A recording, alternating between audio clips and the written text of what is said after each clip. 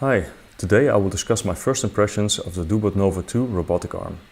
It should be a relatively short video where I will go over the installation procedure and I will run a couple of test programs to show some of its capabilities.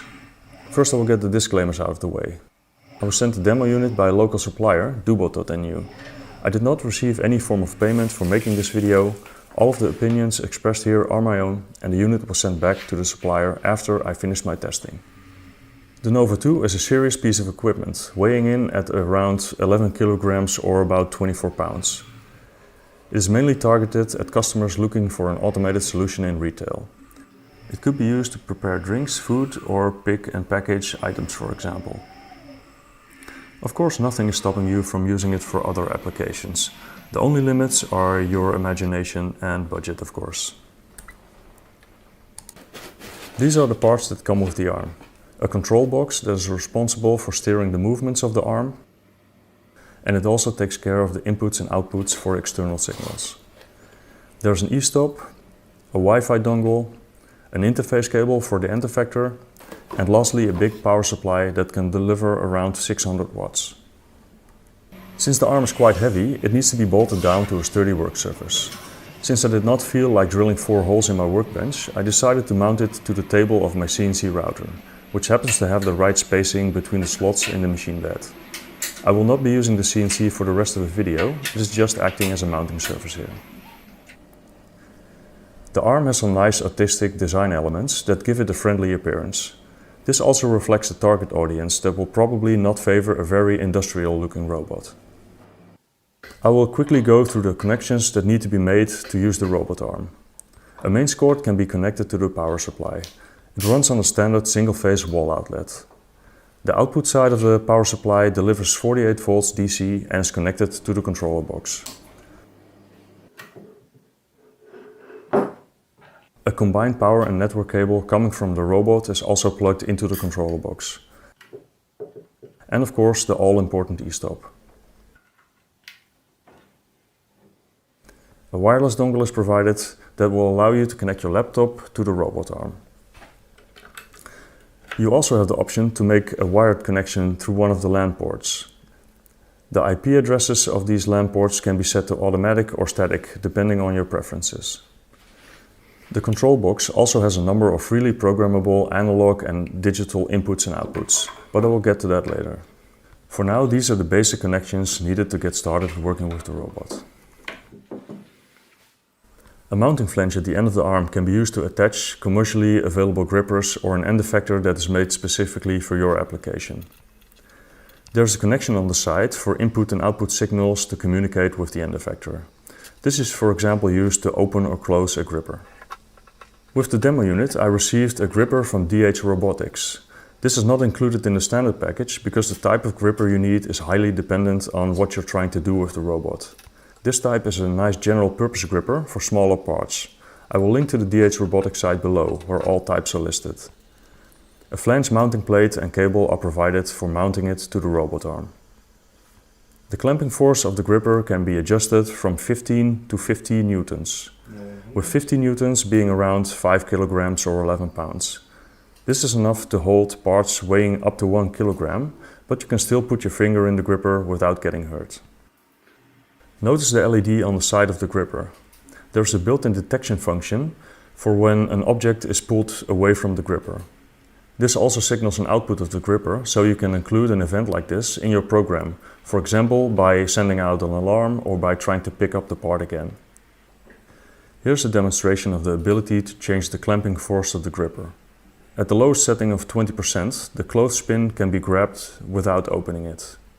At 100%, it will fully open it. Here's a demonstration of movements that can be made with the arm. You have the option to move the joints individually or to move in a Cartesian coordinate system and have the arm take care of all of the joints' movements with some fancy math called inverse kinematics. This becomes especially apparent when you rotate around an axis when the joints are not in line with X, Y or Z axis. This means that it will have to move multiple joints at the same time. There are 6 joints in the arm, so it is able to move the gripper in any direction. This offers a lot of flexibility. Let's take a look at some of the things you can do with the arm. For example, to have it react to a push button or to an external signal. For this test, I prepared a push button to work with the control box.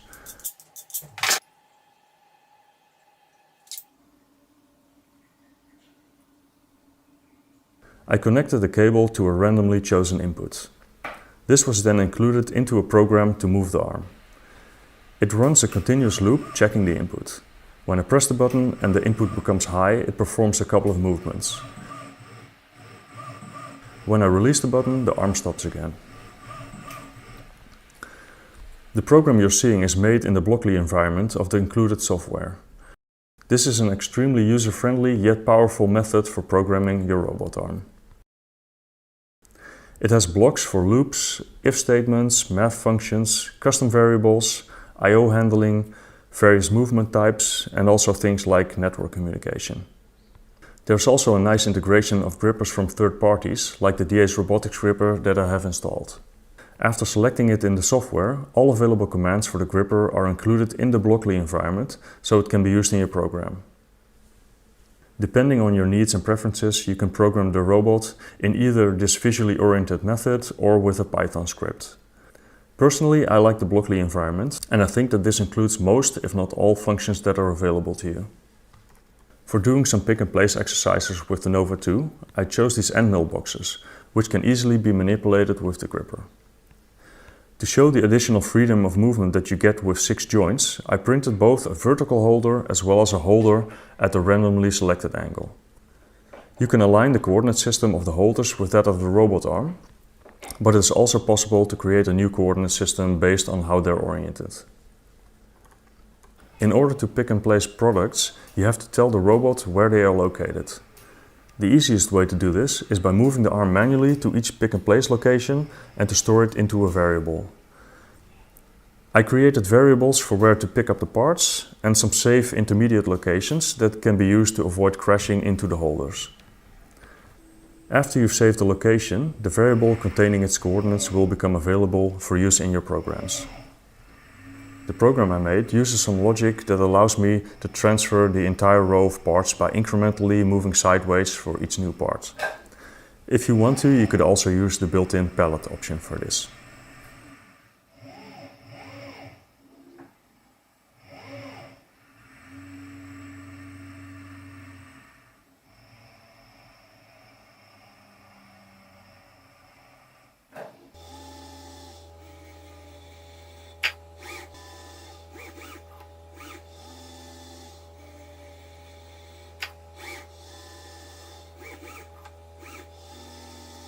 Besides using specified coordinates to move the arm, it's also possible to create some more natural movements. When you press the Teach button, all motors go into a different mode where the arm can be moved by hand. It will hold the arm just enough to compensate for gravity and will generate some resistance against movement. This resistance can be customized, by the way. In this mode, you can move the arm along any trajectory. All of the movements that you make are stored in a path, which can then be used in any of your programs. So you can easily combine this with other movements or any of the other available functions in the programming environment. Here I held the GoPro in the gripper and manually moved the arm to create a path for the camera to follow. Please ignore my videography skills, but I still hope that this brings across the potential of this function. By following a predetermined path, you can get very smooth motion, which can be repeated over and over again. This can be nice for adding visual effects, like creating a stop-motion film where the objects appear in the frame while the camera is moving.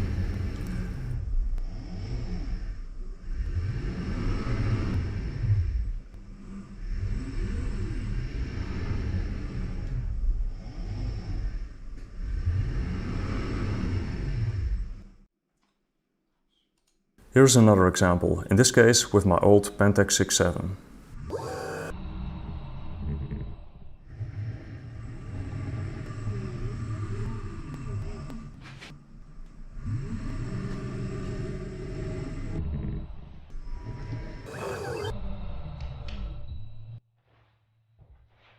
Now a quick word about safety. The Nova 2 is a cobot, which is short for collaborative robot. Cobots are intended to work alongside humans sharing the same space. The Nova 2 has external force sensing capability that will allow it to stop whenever you come into contact with the arm. There are 5 levels that we can choose from for this setting. My unit was configured to setting 2 when I received it, which requires quite a bit of force to stop the arm. However, when I set it to level 5, the highest safety level, it only takes a limited amount of force to make it stop moving. It is good to understand that cobots are not inherently safe. For each application, the user should do their own risk assessment for their specific setup and effector and type of parts being handled. There are machine safety guidelines specifically for working with cobots, so make sure to follow the standards that apply in your country. If your application requires more advanced safety options, Dobot also offers the CR series of cobots with pre-collision detection. In that case, the arm stops even before you make contact with it. So please consider what type of robot is required for what you're trying to do with it. To get an indication of the positional accuracy of the arm, I performed a quick test with the dial gauge. The arm returned to the same position within a margin well below 10 microns. It should be noted though that this is a very limited test in only a couple of orientations, but it seems very promising. Dobot specifies a repeatability of plus or minus 0.05 millimeters, so I would take that number just to be safe in case repeatability is critical in your application. So I hope this video gave you some insight on the capabilities of the Nova 2. Since this is not a full review, I will not do any formal conclusion, but if you have an application for a cobot, I hope this information was useful to determine if it fits your needs. With that, I would like to thank you for watching. Till next time.